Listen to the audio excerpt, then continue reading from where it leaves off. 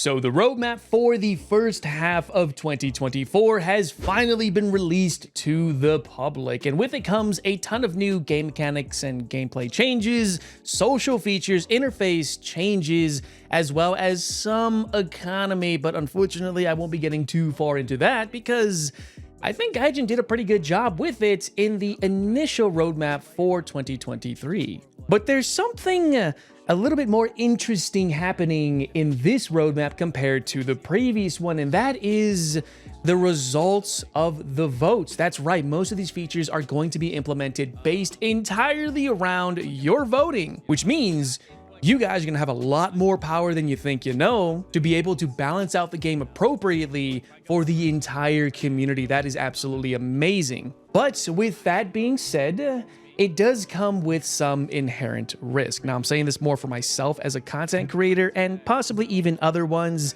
as it's very simple for us to skew this type of behavior just a little bit in our favor. So keep in mind what I am going to be saying, what I'm going to be talking about is based entirely off my own experiences. I might have some bad takes. I might have some good ones. I'll leave that to you guys down below in the comments if you agree with it or don't agree with it. But please keep in mind, this is based entirely off, or will be based anyways, my little over 10,000 hours I just broke into this game. That's right, a little over 10,000. That's what Steam's telling me. Is it true? Probably not, but that's still a lot of time to be sitting in the hangar, isn't it? But with that being said, if by any chance you guys do enjoy these types of videos, I do have a whole section on my YouTube dedicated to the news and updates. I'm not moving away from the base content. I just do this every once in a while. So if you want to check out some previous updates and events, feel free to check that out, as well as maybe subscribe to the channel, as it's a very simple way to support me as a creator. That and my 3%. You know the whole spiel about that. So without further ado, let's talk about the first one, the first major update of 2024. Oh, and one more thing, if you guys want to see this entire list yourself, I will have a link down below in the description so you guys can scrutinize it to your heart's content. So let's go down this list really quick. Now, an aircraft fuel slider within existing constraints. Yes, instead of having a set time of like 10, 15, 20, full tank, etc., we're not going to be able to have a slider, which is very interesting, solving the issue with duplicated stock air-to-air missiles in the weapon selector. I don't know what that means, to be honest, so I'll let you guys figure that one out for me. Improving the synchronization of object destruction on maps, minimap enemy aircraft detection zones near aircraft respawn points in ground RB. Holy crap, you know what that means? That means no more heli campers. That's a big one. That's actually a really big one. If you're just kind of air camping as cap roll behind the enemy air spawn, I think it's going to tell them that, hey, there's somebody right there, go get them. Much like how you would have it for vehicles, etc. Excuse me, I had a hiccup right in the middle of that. Now, this is a big one. New tutorial missions for guided weapons for the AAMs, laser guided bombs, ASMs. Just yes, please. Gaijin, I get so many requests on videos on how to do this kind of stuff, and it's really difficult to do it because my custom keys they can work, but they can't work for everybody. And to be honest, I don't even know how I do it half the time. Just saying. And then we have the interface, advanced settings for destroyed vehicles in the kill feed, enabling and disabling the kill feed, displaying nicknames, squadron names, and weapon types. That's awesome. Now, if you didn't know, earlier in the, actually, I think the middle part of last year, they made it so that you can see what type of shell they used, etc. Now, you're going to be able to adjust that, or at least you will be when they implement this, showing what type of firepower they use, their squad, their name, etc. Hell, I think you can even turn off their names, which would be interesting. Just imagine 3BM60 killed this person. That'd be awesome for making videos for people who don't want to show their name or show who they destroyed.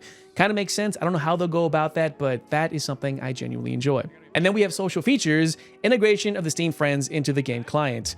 Please don't do it, guys. I have so many friends on my list here that I don't even talk to, but I just have like hundreds. Oh no. And then we have the wish list functionality in-game and the ability to gift friends through this wish list. Okay, maybe it's time to expand my list. So if you guys want to, you know, throw something my way, I mean, I won't be against it, just saying. I'm partially kidding, by the way. Now, all of that was just for the first major update of 2024, which should happen in about a month-ish from now. I would say sometime near March. All right, so here's the second major update of 2024, which should be happening sometime in spring. Same thing, game mechanics and gameplay 2 out of 3, possibility of using flares and chaff separately. That is That's awesome. I mean, it doesn't affect me too much for ground RB because there's not many radar guided missiles, but those ERs just are nuts at times, right? Separate battle ratings for different modes. For example, different battle ratings for some ground attack aircraft and air RB and ground RB. This has been needing to be done for a very long time. Why they're just doing it now is beyond me, but you know what? It's welcome. Gaijin, thanks for that. Seriously, whoever was the one that said that we needed it, you're awesome. All right, we've been needing this for a long time. Imagine having an A10 at what? 10-0 in, say, I'm not saying this is gonna be true, right? 10-0 in air RB, but it's gonna be like 10-3 in ground RB, or vice versa. That would make a lot more sense, in my honest opinion. Maybe not for the A10, but for maybe the SU-25s or something. I digress. New air conquest for arcade. Cool, I'll let you guys enjoy that one. Additional effects on crews when armor is penetrated. This is a big one. For example, fire in the fighting compartment. Concussion of weapon operators when armor is penetrated will be based on player voting results. This is a good one. I'll be honest, I don't kind of want to see that. Okay, I get it, it's realistic, okay, but imagine if your vehicle gets penetrated and something grazes your crew commander or your crew gunner. They already get messed up, meaning that they can't turn the turret as fast, they won't be responsive nearly as much. I don't really think they can add much more to it outside of maybe like concussive forces where they're just dazed for a moment. Again, I don't know how they'll implement this. I personally don't want to see it, but this is, you know, what you guys want. If you do it, I'll live with it. If you don't, kudos. And one that is incredibly important to me, healing of wounded crew members of ground vehicles. I have been asking for this for such a long time. Imagine you have all pink crew members for the most part, just sit on a cap point and heal them, if that makes sense. I mean, sure, you're not gonna heal gaping wounds and gushing wounds, you know, they're pissing out a kidney, etc. But having the ability to heal your crew members makes life a lot better because that means I get my turret traverse back, etc. If you play the Leclercs, if you lose your commander and your gunner's red, you get like 4 degrees a second of horizontal guidance. It's annoying as hell. If you know it, you know it. And then, of course, updating crew models by eras. Adding character models for modern vehicles. Yes, I mean, they've been doing this already, so it's just kind of adding on more to it. And when I said that I'm not going to go into detail about economy, I wasn't kidding. Research bonuses for new nations, that's it. That's it. It's the same as the previous roadmap, as they mentioned. Yeah, this next one is going to be amazing. I can't wait for it, okay? The ability to place a vehicle into a crew slot from the research tree by dragging and dropping it with the mouse. Ability to change the order of crew slots. Yes! Imagine if you just want to fix your lineups and then you had to buy the whole new crew, you had to expert and ace it, etc. Now you don't have to do that. Now you can just move them around. So one section can be MBTs, the next section is going to be IFVs, and then SPAA, aircraft, etc., etc. And seeing that I have the 11th crew slot, it's going to benefit me quite a bit. So this one, yes, Gaijin, please bring it in sooner if you could. And then next up, we have the addition of the timer. 2 aircraft heads-up displays, etc. Basically what that means, it's like Hellfire. You know, when you fire it, it gives you a timer on when it's going to hit. Same thing for aircraft. Cool. Awesome. Now, this next one is going to be very interesting because Gaijin hasn't updated the social features in this game in quite some time. If you didn't know, we actually have voice chat in the game. I don't think anyone's ever used it. I've maybe used it once in my almost 10 years of playing this game, so it does exist.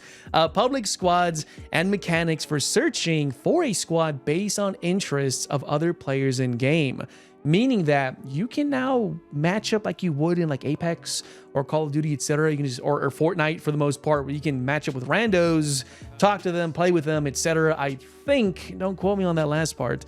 And that's going to be interesting. Probably a feature I won't be using because I do use my Discords looking for group if I want to find somebody.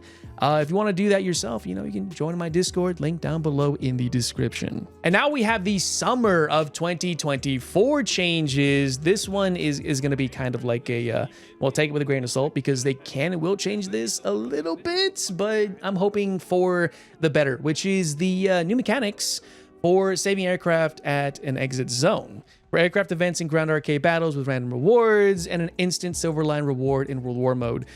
Meaning that if you save the aircraft from crashing, or maybe you just don't J out in it, you get a bonus for it, I think. I could be misreading it, but that's how it kind of sounds. And here's another important one. Detailed damage model for helicopters. Yes, Gaijin, dude, K-50s flying around for a minute after being destroyed and giving the kill to the person already.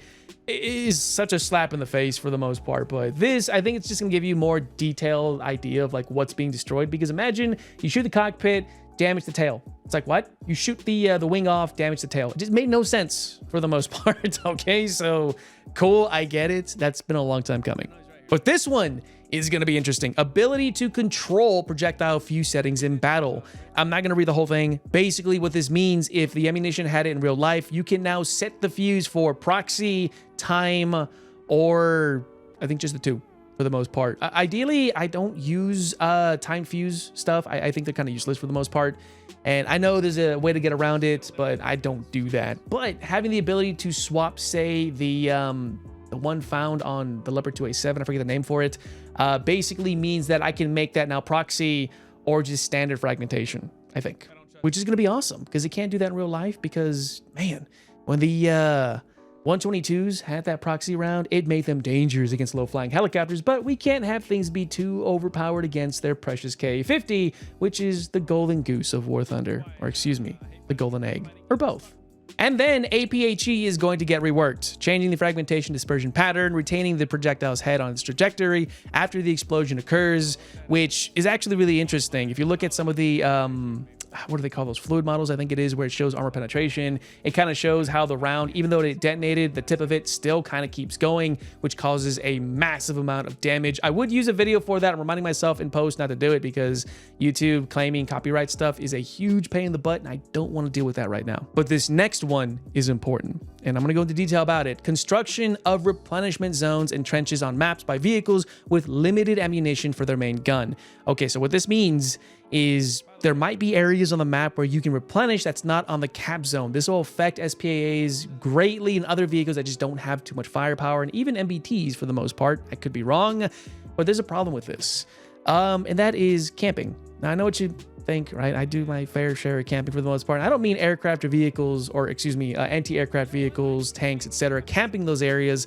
I'm talking more players who will go out of their way to camp those areas to get easy kills on players that need to be rearmed, especially those who lost their ammunition from ammo cook-offs, etc., which means that it's going to promote some scummy gameplay. So Gaijin, please take this one, well, do it carefully because a lot can happen. And then we have for interface a new reticle for modern tanks.